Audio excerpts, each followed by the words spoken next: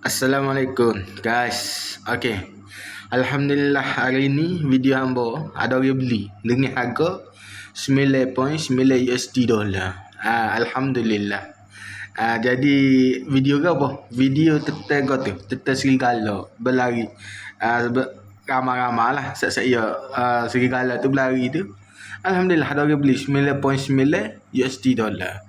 Ni kira macam apa ni? Harga kira macam orang panggil duit tepi lah. Duit tepi, duit tambah. InsyaAllah lah kalau ada rezeki ke depan ya, boleh jadi duit utama. Bak ramai dah orang jual video, jual gambar ni.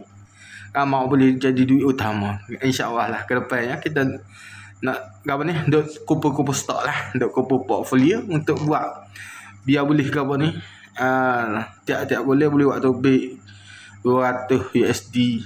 Boleh dan ni target 100 dulu. Baklah ni 3 bulan boleh lah buat apa ni, buat keluar duit. Maksudnya boleh pay out lah. Boleh pay out tiap-tiap bulan. 3 bulan sekali. Jadi kita nak buat 2 bulan sekali biar boleh buat topik pay out. Pay out maksudnya 40 USD ke. Ya pay out 25 USD. Jadi kita boleh nak biar target boleh 40-50. InsyaAllah lah. InsyaAllah. Jadi kira macam pelaburan jangka masa panjang. Pelaburan jangka masa panjang.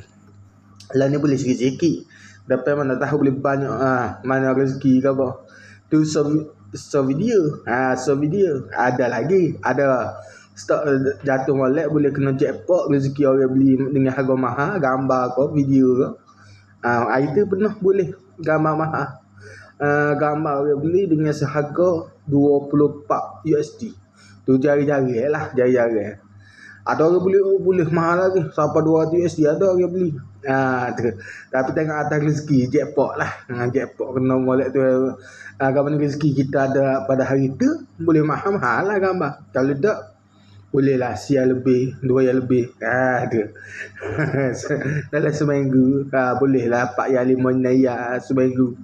Jadi nak sampai pay out tu ya kena cukup 25 tak saya lagi, maksudnya biar cukup 40 50.